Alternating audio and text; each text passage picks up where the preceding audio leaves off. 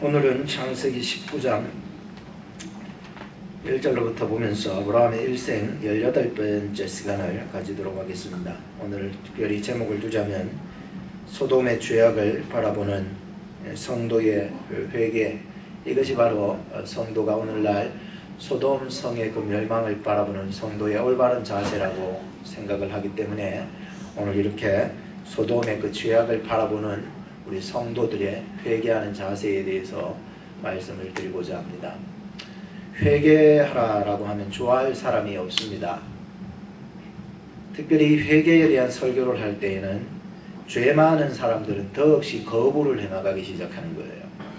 저거는 내하고 상관이 없고 왜 목사님은 죄에 대한 회개에 대한 설교를 할까라고 하면서 듣기 싫어 한다는 것입니다. 그럼에도 저는 이 회개에 대한 설교를 해야 될 이유가 분명히 있습니다. 예수님께서 이 땅에 오셔서 가장 처음 설교한 그 설교의 제목이 있다면 뭔 줄 아세요? 네? 회개하라. 따라합시다. 회개하라. 회개하라. 천국이 가까웠느니라. 천국이 가까웠느니라. 이것이 예수님께서 이 땅에 오셔서 가장 처음 하신 설교였습니다. 회개하는 마음이라고 하는 것은 오늘 우리에게 천국을 만들어줄 뿐만 아니라 구원을 이루어주기도 하고 은혜를 준 거예요. 무디 목사님은 이런 말을 했습니다. 회개라고 하는 것은 마치 아구리가 손 들어갈 만큼 이렇게 되어 있는 화분병에다가 손을 넣는 것과 같다라는 표현을 했어요. 거기서 마침 무엇인가를 잡았는데 주먹을 꽉 쥔 채로는 절대로 뺄 수가 없다는 거지요. 오늘 우리가 참된 구원을 이룬다라고 하는 것은 놔야 된다는 거예요. 우리의 옛날 가졌던 못된 습성과 고집과 욕심과 자만과 자기 자랑과 이 모든 것들을 놔야 된다라고 표현을 하고 있습니다. 저는 어떤 한 사람을 소개할까 합니다. 그는 술과 여자에 사로잡혀서 집안을 완전히 망쳐버린 한 사나이에 대한 이야기입니다. 근데 극적으로 그가 어떤 한 기점으로 회개를 하고 세계적인 소설가가 되었는데 그가 이름하여 프랑스의 그 빅토르 위고라고 하는 사람입니다. 어느 날 그가 외동딸이 자살해서 죽었다는 소문을 듣고 갑니다. 근데 그 외동딸 옆에 유서를 하나 발견을 했는데 그 유서 내용이 그렇습니다. 아버지가 너무 외도하고 너무 술 퍼마시고 어머니가 그 아버지 밑에서 맨날 매맞고 찌들려 사는 그 모습이 나 보기 싫어서 죽었다라고 하는 유서의 내용이었습니다. 그 유서의 내용을 보면서 이 아버지 위고가 이 말을 합니다. 이것이야말로 나를 향한 하나님의 심판이구나 라고 하는 소리를 했었습니다. 그 후에 그는 그 유서를 통해서 자기의 삶을 완전히 돌이켰던 것이었습니다. 회개라고 하는 것은 내가 잘못 가고 있는 길에서 돌아설 때 그것이 회개인 것입니다. 내가 잘못 가고 있는데도 계속 그 길을 가고 있다면 그 사람은 회개라고 볼 수가 없습니다. 마태복음 11장 20절에 보면 예수님께서 권능을 가장 많이 베푸셨던 그 고을을 향하여서 회개치 아니한다고 책망하신 내용이 있어요. 이런 말을 하셨습니다. 내가 너희에게 이르노니 심판의 날에 소돔 땅이 너희보다 견디기 쉬우리라. 그만큼 이 소돔이라고 하는 땅을 들어서 심판에다가 비유해 나가시는 예수님의 모습을 보게 됩니다. 오늘 우리는 예수님이 이 땅에 나를 구원하여 주시러 오신 그리스도요 나의 구주가 되심을 믿지 못하고 그를 받아들이지 못한다면 우리는 결국 지옥의 형벌에 면치 못할 것입니다. 오늘 우리는 예수 그리스도를 영접하고 나의 삶을 180도 돌려서 오직 예수 그리스도만 바라보는 것입니다. 나의 율법과 고집과 욕심들을 다 내려놓고 오직 예수 그리스도를 바라보세요. 사도행전 2장 38절에 보면 베드로의 설교를 볼 수가 있습니다.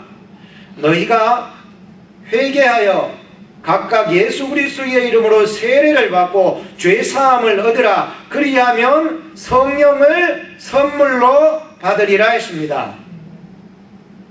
오늘 우리는 회개 설교할 때에 듣기 싫어 기막지 말고 그 회개 설교를 예수 그리스도 안에서 제대로만 받아들일 수 있다면 그 사람 마음속에 천국이 임할 것이고 그는 구원을 받을 것이고 성령을 받을 것이고 그는 은혜를 받게 되는 줄로 믿으시기 바랍니다. 성도로서 회개가 얼마나 중요한지를 다시 한번 깨달아 알아야 되는 것입니다. 오늘 우리는 소돔의 그 죄악상을 우리는 살펴보면서 오늘 우리 성도가 가져야 될 올바른 신앙 자세는 나 자신도 회개해야 된다라고 하는 말씀입니다. 1절에서 3절을 보십시오. 날이 저물 때에 두 천사가 소돔에 이르니 마침 롯이 소돔 성문에 앉았다가 그들 보고 일어나 영접하고 땅에 엎드려 절하며 가로되 내 주여 돌이켜 종의 집에 들어와 발 씻고 주무시고 일찍 일어나 갈 길 가소서. 그들이 가로되 아니라 우리는 거리에서 노숙하리라. 롯이 간청하며 그제야 돌이켜 그 집으로 들어오는지라. 롯이 그들을 위해 식탁 베풀고 무교병을 구워드리니 그들이 먹으니라 라고 말씀합니다. 소돔이 얼마나 악했으면은 이 롯이 소돔에 살아가는 게 알잖아요. 그래서 그 거리에서 하룻밤 정도도 노숙할 수 없을 정도의 그 소돔의 악한 땅이었다라고 하는 것을 볼 수가 있습니다. 본문 1절에 어떻게 시작합니까? 날이 저물 때에 두 천사가 소돔에 도착을 하게 되었다는 거예요. 전 이 부분 첫 구절을 시작하는 것도 그냥 넘기지 않았어요.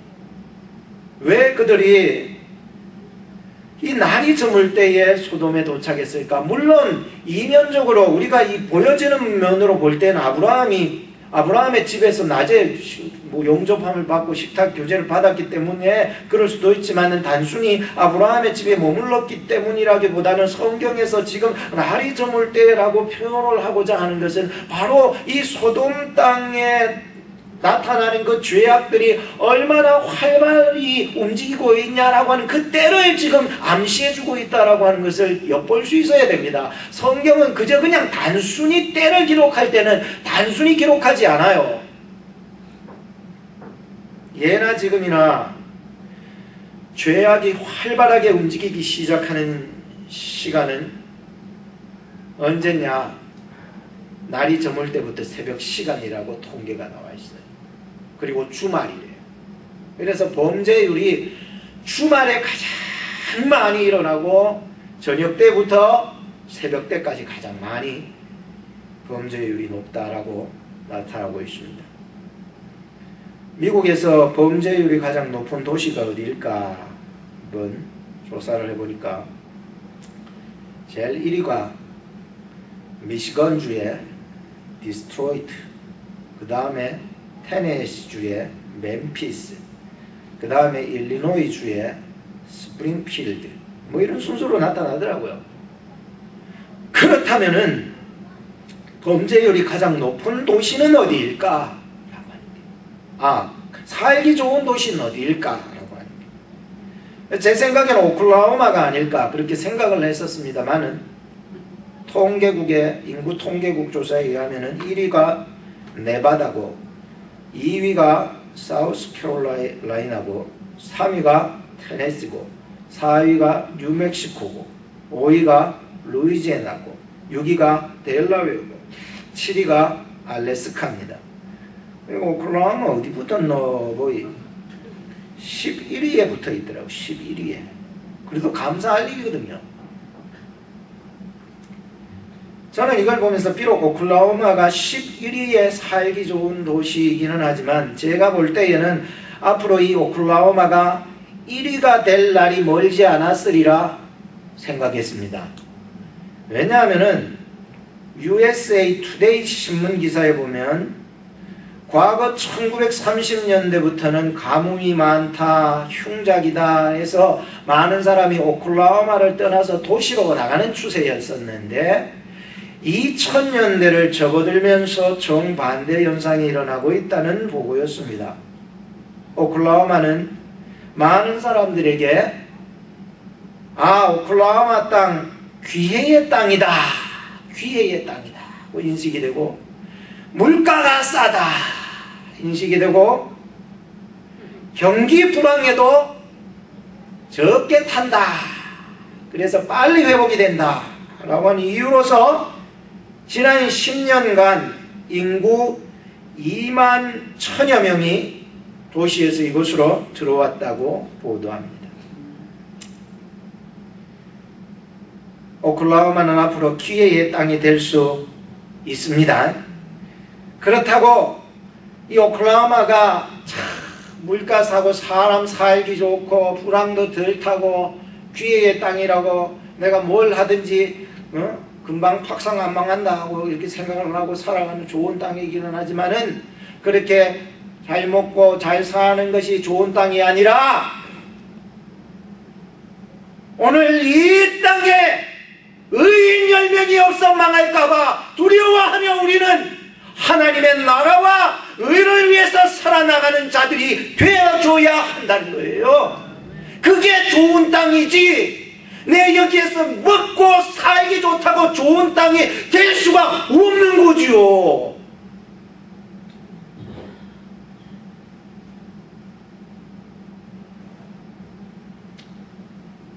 우리는 오늘 본문으로 돌아와서 볼 때에 소돔 땅이 어떤 도시였습니까? 참 살기 좋은 도시였습니다. 그래서 아브라함과 롯이 높은 언덕에 가가지고 네가 좌하면 내 우하고 네가 우하면 나 좌하리라. 그래서 롯이 먼저 선택한 땅이 어디요? 소돔 땅 아닙니까? 보기에 엄청 좋았고 막상 살기에도 너무너무 좋았는데 그게 좋은 게 아니라는 거죠. 겉보기에 좋다고 해서 여러분들 다 따르지 마세요. 속이 좋아야 좋은 거죠. 소돔이라는 단어에서 유래되어 나온 영어 단어 중에 소돔이라고 하는 말이 있는데 그 뜻이 여러분들 한번 검색해 보세요. 소돔이, 남색, 수간, 남자끼리 성관계를 하고 짐승하고 성관계를 하는 그러한 모습 말이죠. 그런 말이 나왔다라고 하는 것은 소돔 땅이 얼마나 성적으로 타락했던가를 짐작해 볼 수 있습니다. 저는 고향이 의성입니다. 의성하면은 의성하면 뭐가 떠오릅니까? 마늘. 소돔 하면 떠오르는 게 뭡니까? 소돔이라고 합니다. 타락한. 어디 도시 하면은 무슨 이미지가 떠올라야 되잖아요. 어느 누구 하면은 어떤 이미지가 떠오른다는 거죠. 오늘 오클라호마 하면은 좋은 이미지가 이 세계에 떠올라줘야 됩니다. 오늘 오클라호마 한인 중앙장로교회 하면은 좋은 이미지가 떠올라줘야 돼요. 그렇게 만드는 저와 여러분들이 되었으면 좋겠습니다. 오늘 성경을 좀 보면서 이 말씀을 해석해 나가겠습니다. 모세의 기록에 보면은 신명기 32장 32절에 보면 소돔을 이렇게 비유합니다.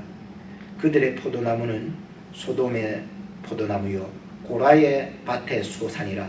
그들의 포도는 쓸개 포도니 그 송이는 쓰고 그들의 포도주는 뱀의 독이요 독사의 악독이라고 표현을 했습니다. 얼마나 부패했으면 이 소돔을 이렇게 쓸개 포도 송이가 쓰고 뱀의 독 독사의 악독 이런 표현을까지 할 수가 있겠습니까? 예수님께서 앞으로 이 세상이 멸망할 때 어떤 식으로 멸망한다고 표현한 적이 있는 줄 아십니까? 소돔과 같이 멸망한다고 예표로 했습니다. 누가복음 17장에 보면 또 롯의 때와 같으리니 사람들이 먹고 마시고 살고 사고 팔고 심고 집을 짓더니 롯이 소돔에서 나가던 날에 하늘로서 불과 유황이 비오듯 하여 저희를 멸하였느니라.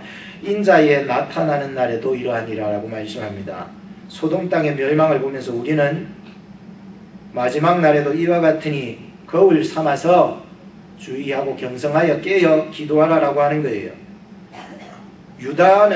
유다서 1장 7절에 보면은 소돔과 고모라는 영원한 불의 흉벌을 받음으로 거울이 되었다는 거예요. 거울. 참 좋은 표현 아닙니까?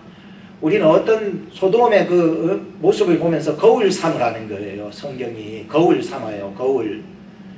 거울 삼아서 우리는 똑바로 살아가라 이런 얘기를 해나가고 있습니다. 제 개인의 의견으로는 이 소돔의 그 죄악을 보면서 제가 사도 바울 선생님이 그 로마서 1장 말씀을 보게 되었습니다. 마치 거기에 나오는 모든 죄악의 수준과 좋게 비교할 수는 없겠지만은 엄청나게 나타나는 그러한 죄악의 모습이었던 것을 보게 되었습니다. 결국 하나님께서는 로마서 1장에 보니까 이런 자들은 너무 악하기 때문에 사형에 처한 놈이라고 기록하고 있어요. 사형에 처한 놈들이라고. 그런데 너무 악하니까 하나님이 사형에 처할 줄을 알면서도 자기뿐만 아니라 다른 사람들까지 부추겨서 죄악을 범하게 만들었다고 로마서에 기록하고 있습니다. 그런데 그렇게 악하고 악한 자라도 로마서 전체의 중간을 딱 잘라 7장을 딱 보니까는 이런 말씀이 있었습니다. 꼭 이 말씀을 보아야 합니다. 로마서 전반부만 보면 난 실망할 수밖에 없어요. 다 죄인이니까. 근데 7장부터 뒷부분 이제 다 보면은 7장 24절에 보면 이런 기록이 있습니다. 앞에 있습니까? 없습니까? 제가 읽어드립니다. 오호라 나는 공고한 사람이로다. 이 사망의 몸에서 누가 나를 건져내랴. 그렇잖아요. 누구나 다 죄인인데 누가 나를 이 사망의 몸에서 죄악된 이 나를 건져내랴. 뒤에 보면 우리 주 예수 그리스도로 말미암아 하나님께 감사하리로다. 그런즉 내 자신이 마음으로는 하나님의 법을 육신으로는 죄의 법을 섬기노라. 그러므로 이제 그리스도 예수 안에 있는 자에게는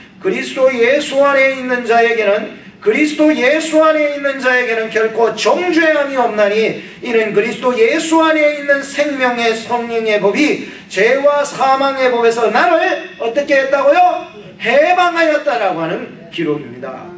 아무리 악한 죄인이라 할지라도 예수 그리스도 안에 있는 자에게는 죄와 사망에서부터 노임을 받게 된다라고 기록하는 것까지 보셔야 되는 거예요. 그것까지. 근데 소돔은 이런 회개할 기회조차도 없었던 것. 하나님의 천사들이 왔음에도 그를 오히려 죄짓게 만들려고 했더니 요나서를 보게 되면 그런 내용이 있습니다. 이방나라 니느웨에 가서 3일 길을 복음을 전하여도 불구하고 그는 가서 하도 니느웨가 미우니까 하루 길만 가서 복음을 전했어요. 회개하세요. 여러분 회개하세요. 40일이 지나면 니느웨는 무너집니다. 끝. 하루만 달랑했어요. 그런데 놀라운 것은 하나님께서 회개의 역사를 만드는 거예요. 나에 보면서 하나님이 회개의 문을 안 열어주시면 절대로 아무리 회개하라고 해도 회개 안 하겠더라고요. 그런데 하루만 회개의 복음을 전했는데 하나님을 믿게 되고 이방인들이 다 왕에서부터 짐승에게 이르기까지 금식을 선포해서 다 하나같이 죄를 덮으시고 하나님을 믿고 엎드려버리고 회개한 거예요. 그러니 하나님께서 그 진노를 돌이켜셨던 거예요. 요나서 3장 10절에 이렇게 기록합니다. 하나님이 그들의 행한 것 곧 그 악한 길에서 돌이켜 떠난 것을 감찰하시고, 하나님은 아직 오늘 나온 것처럼 감찰자로 오시는 거죠. 감찰하시고 뜻을 돌이키사 그들에게 내리리라 말씀하신 죄앙을 내리지 아니하시니라. 오늘 저나 여러분들이 요한복음 1장 11절에 보면 예수님께서 빛의 모양으로 자기 땅에 오매 자기 백성이 영접하지 아니하였으나 영접하는 자고 그 이름을 믿는 자에게는 하나님의 자녀가 되는 권세를 주셨다고 기록하고 있는 것을 잘 아실 것입니다. 오늘 우리가 예수 그리스도를 나의 구주로 영접하는 것만이 앞으로 다가올 심판에서 구원받는 것인 것입니다. 오늘 천사들이 그 땅에 왔음에도 그 땅 백성들은 그들을 영접하기는커녕 어떻게 잡아먹을까 했습니다. 천사들은 길거리에서 하룻밤 노숙하려고 했지만 롯은 그들을 그곳에 재울 수 없어 반강제적으로 그들을 붙잡아 집 안으로 영접을 했던 것이 간청이라는 말하고 똑같아요. 이 일로 롯의 가정에는 소돔의 마지막 불심판에서 구원을 받을 수 있는 기회를 얻게 되었다는 거예요. 놀랍지 않습니까? 아브라함은 마치 부지 중에 그 천사를 대접했다 보니까는 하나님의 3가지 약속을 받게 되었다고 지난주에 말씀을 드렸었습니다. 그리고 오늘 롯도 그 소돔과 땅에서 죽을 수밖에 없는 그 땅에서 부지 중에 천사들을 영접했다가 그들이 구원을 받게 되는 놀라운 일이 있었던 것이었습니다.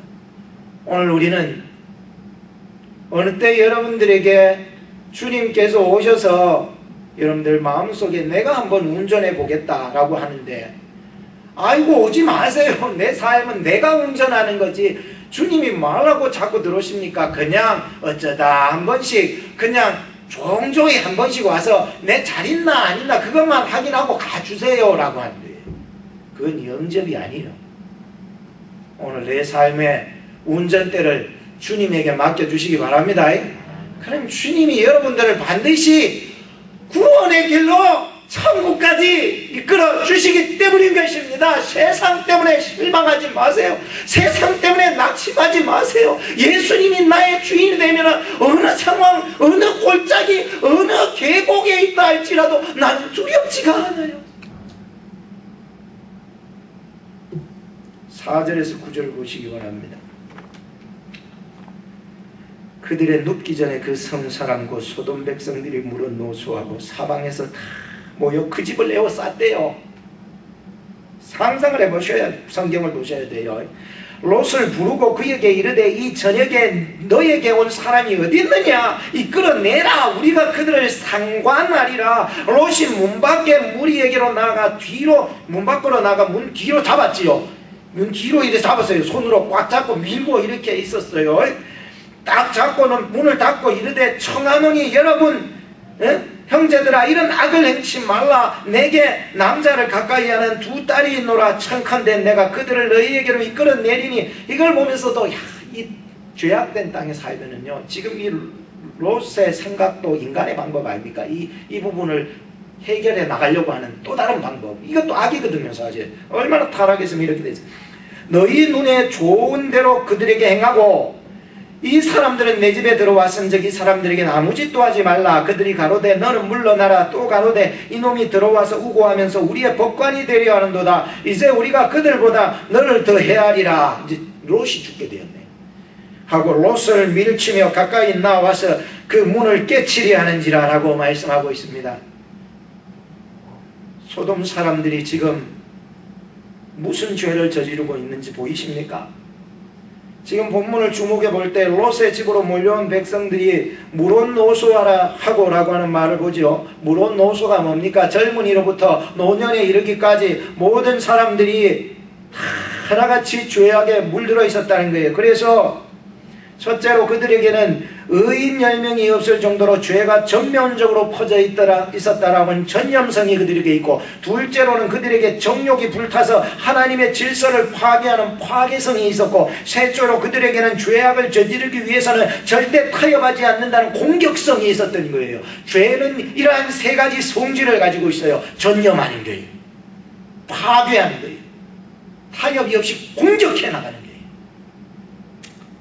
사방에서라는 말은 소돔 땅의 젊은이에서 늙은이까지 모두 다 하나같이 죄의 노예로 사로잡혀 있었다는 의미 아니겠습니까? 그리고 집에 들어온 2 사람을 당장 밖으로 끌어내라고 난리치기입니다. 그 수많은 사람들이 동서남북 구석구석에서 와서 그렇게 밖으로 내라는 이유가 뭡니까? 성경을 보니까 우리가 그들을 상관하리라. 상관하리라는 뜻은 그들이 누군지 알고자 신문 정도 하고 얼굴 정도 보자라고 하는 얘기가 아니잖아요. 여러분들 잘 아시다시피 상관, 야다라고 하는 뜻이 남색한다, 동성애를 하겠다라고 하는 뜻이에요. 동성애.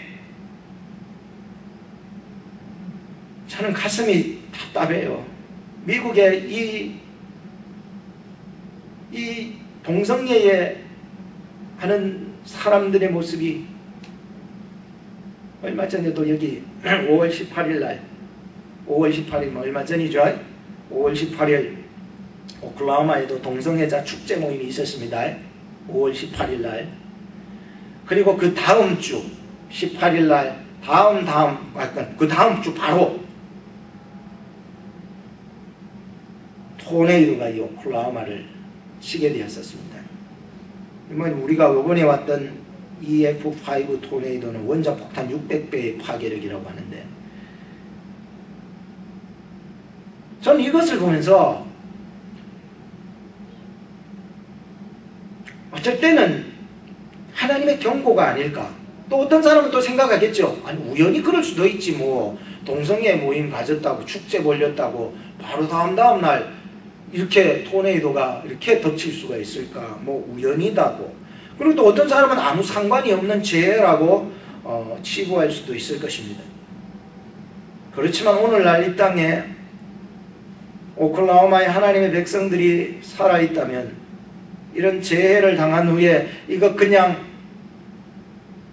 아무것도 아닌 것으로 치부하고 넘어가고 그래서 될 문제는 아니라고 생각을 했습니다. 이 한간일은 꼭 깨달아야 된다고 생각했습니다. 오늘 우리에게 이 토네이도가 와서 많은 사람들을 덮치고 피해를 입히고 죽이고 했던 것은 나 자신을 돌아보라고, 하나님 앞에 참된 회개가 있지 않으면 다 이와 같이 재난이 올 때 피할 수 없을 것이라 라고 하는 어떤 그 경고 메시지를 주었다는 것만은 깨달아 주셔야 되는 것입니다. 왜냐고요? 왜 또 회개하라는 말씀을 또 하시냐고요? 성경 누가복음 13장 1절에서 5절에 보면 두 가지 사건이 나와요. 하나는 6월절이 되면 유대 백성들이 전국에서 모여서 예배를 드려요. 제사를 드립니다. 그런데 유다 총독 빌라도가 명령을 갑자기 내려요. 어느 날. 그러면 제사를 드리는 사람들이 그 제사 드리는 장소에서 몰살시켜버리는 거예요. 죽여버리는 사건이 있었어요. 성경에 나오지요. 진짜로 있었던 일이죠. 역사학자에 의해서도 볼 때에 이런 일들이 6월절 절기에 사람들을 한꺼번에 제사 드리는 유대인들을 몰살시키는 경우는 종종 일어났다고 말합니다. 어쩔 때는 8,000명을 한꺼번에 죽이기도 하고 어쩔 때는 2만 명이 죽어나가기도 했다라고 하는 것입니다. 그리고 두 번째 사건이 누가복음 13장에 나오지요. 어떤 사건입니까? 실로암의 옆에 보면 망대가 있습니다. 이렇게 둘러보는 망대가 있는데, 그리고 이 커다란 망대가 쓰러지면서 무너지면서 갑자기 무너졌죠. 갑자기 무너지면서 18명이 거기에 깔려 죽었던 거예요. 그래서 사람들은 생각하기를 여기에 깔려 죽은 자들은 죄가 많아서 그럴 것이다 라고 그렇게 생각하는 사람들이 있었던 거죠. 그런데 예수님께서는 망대에 깔려 죽은 그 18명이 다른 사람들보다도 죄가 많아서 그렇게 깔려 죽은 게 아니라고 말씀하는 거예요. 중요한 것은 이런 사건들이 일어나요. 우리 주변에는 여러 가지 우리에게 예상할 수 없는 이런 토네이도, 뭐 갑작스러운 화재, 갑작스러운 어떤 풍파 이런 것들이 확확 일어나고 있어요. 그런데 예수님께서는 이런 사건 사고를 바라보면서 우리는 어떤 생각을 가져야 되냐라고 하는 그 해답을 주셨던 거예요. 누가복음 13장 3절과 5절이 그 해답이에요. 너희에게 일어나니 아니라, 뭐가 아니라고요? 죄 많아서 그렇게 죽은 게 아니라 너희도 만일 회개치 아니하면 다 이와 같이 망하리라는 거예요.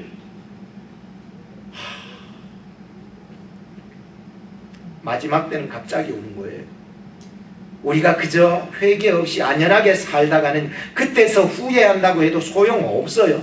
예수님을 올바로 믿는 자는 구원받은 회개가 계속 이루어지는 거예요. 한 번 회개한다고 그게 구원파처럼 다 해결되는 게 아니에요.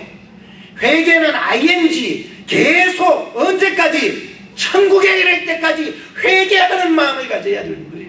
이게 예수 믿는 자로서 구원의 서정 아닙니까? 서정. 당연히 구원받는 자에게 주시는 마음이라는 거예요. 그게 회개가 있어야 되는 거예요. 정말로 구원받은 사람에게는 회개가 터지는 거예요. 이게 구원의 서정 아닙니까? 네? 그러면서 예수님께서 곧바로 그 말씀을 하면서 이런 비유를 하나 해주셨어요. 포도원에 무화과 나무를 하나 심었는데, 포도원에 포도나무가 심겨야 되는데 무화과를 심었다는 그 자체가 사실 이상하지만, 하여튼 무화과 나무를 심었는데 때가 되었는데 열매를 구했는데 열매가 열리지 않아서 이 주인이 농부에게 내가 3년을 키우면서 봤는데 이놈 무화과 나무가 실가도 하나도 열매를 맺지 못하네. 그러니 이 무화과 나무를 어떻게 하라고요? 찍어내버리라는 거예요. 그때 농부가 하는 말이, 주인님 한 해만 딱 기다려달래요. 한 해만. 한 번만 딱 기다려달래. 내가 두릅하고 거름줘 볼 테니까네 그 후에도 만약에 실과 안 나면은 그때 찍어버리소서라고 얘기합니다. 저는 이 말씀을 보면서 참 어떻게 이 시대를 향해서 주시는 하나님의 말씀이 딱 맞아떨어질까라고 하는 게,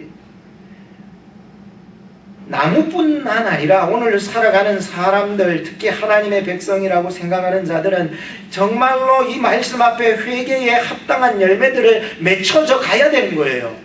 회개하니까 은혜 받더라 말이에요. 회개하니까 용서되더라 말이에요. 회개하니까 사랑하더라 말이에요. 회개하지 않으니까 미워하는 거예요. 회개하지 않으니까는, 은혜 못 받으니까는 서로 대적하고 싸워나가는 게 아닙니까?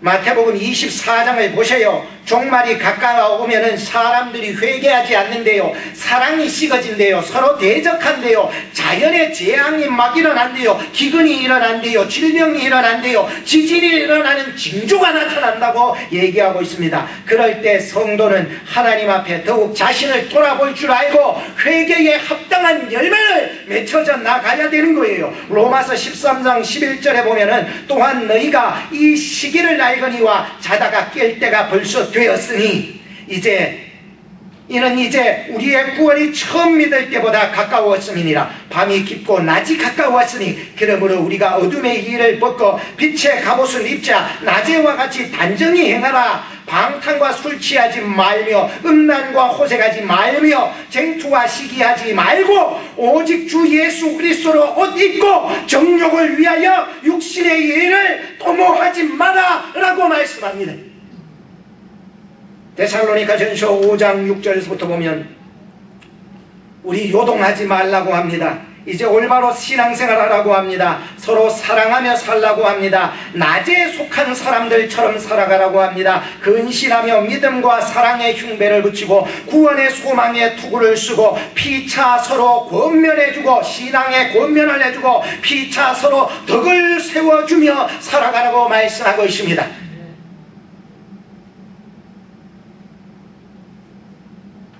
세상에서 재해를 당하고 어려움을 당한 자들을 보면서 우리는 그들이 죄 지어서 그렇다고 정죄하는 것이 답이 아니라 오히려 그들을 위로하며 나 자신을 돌아보아 나에게는 죄가 없는지 살펴보아야 할 때라는 거예요. 그렇지 않으면 우리 앞에 이런 실로암의 망대 정도가 아니잖아요. 앞으로 다가올 심판은 실로암의 망대가 정도가 아니라니까요. 그 큰 하나님의 심판을 우리는 잊어버리고 살면은 안 되는 거예요. 오늘 우리 토레이도의 이 재해의 사건을 우리 오클라호마에 살면서 바라보면서 우리가 이것만큼은 깨달아 회개의 참된 열매를 맺힐 수 있는 저와 여러분이 되고 우리 교회가 되었으면 하는 것이에요. 시간이 좀 가기는 했지만 한 가지만 간단히 더 봅시다. 10절에서부터 11절 말씀입니다. 이 말씀은 같이 한번 읽어봤으면 좋겠습니다. 시작. 그 사람들이 손을 내밀어 롯을 집으로 끌어들이고 문을 닫으며 문 밖에 무리로 물온 대소하고 그 눈을 어둡게 하니 그들이 문을 찾느라고 곤비하였더라 했습니다. 하나님께서 보낸 천사의 손을 꼭 잡으시기 바랍니다. 내 방법으로 내 계획대로 하면 할수록 그것은 타협이고 인간적인 방법이고 더 큰 죄악과 죽음을 몰고 올 수밖에 없기 때문에 오직 하나님이 보낸 그 천사의 손을 잡듯이 오늘 매주 주시는 하나님의 말씀의 줄을 꼭 잡고 살아가시기 바랍니다. 그게 여러분을 사는 길이고 여러분을 회복하는 길이고 우리 교회가 사는 길이고 오클라호마가 사는 길이고 여러분의 가정이 사는 길인 줄로 믿으시기 바랍니다. 결론을 짓겠습니다. 오늘 우리는 회개 없는 소돔 땅의 죄악을 바라보면서 이 땅의 그리스도인들은 회개가 얼마나 중요한 구원의 서정의 요소인지를 알아야 합니다. 그래서 교회에 나오는 것에 열심을 내는 게 중요한 게 아니에요. 정말 내 속에 예수 믿는 자라면 회개에 합당한 열매를 맺고 있는가를 확인해 보시기 바랍니다. 오늘 우리가 소돔의 그 죄악된 모습을 바라보면서 나 자신을 돌아볼 줄 알고 회개할 줄 알고 나 자신이 마지막 때가 준비된 성도인지를 돌아볼 수 있어야 하는 것입니다. 하나님께서는 오늘 나를 구원하기 위해서 예수 그리스도를 보내주셨습니다. 이 시간 여러분들 그분을 여러분 영접하여 여러분의 구주로 받아들이시기 바랍니다. 여러분을 위한 하나님의 손길에 전적으로 여러분 맡기십시오. 반드시 하나님께서 여러분을 위한 놀라운 계획을 가지고 계실 뿐만 아니라 여러분을 천국까지 인도해 나가실 것입니다. 우리 이 시간 같이 앞을 보면서 기도를 하도록 하겠습니다. 하나님 아버지 감사합니다. 오늘 소돔의 죄악된 모습을 바라보면서 많은 것을 깨닫게 하였습니다. 저의 신앙은 열심은 있다 하나 회개에 합당한 열매 없이 교만하게 살았던 것을 용서하여 주옵소서. 언제 주님 다시 오셔서 이 세상을 멸하실지 알 수 없으나 늘 깨어 회개하며 살아가는 성도가 되게 하여 주옵소서. 하나님께서 나를 향한 구원의 손길 앞에 순종하며 따를 수 있는 믿음을 허락하여 주옵소서. 나를 위하여 이 땅에 오신 길이요 진리요 생명 되신 예수님의 이름으로 기도드립니다. 아멘. 우리 주보 안쪽에 있는 찬양 부르면서 준비하신 헌금 드리겠습니다.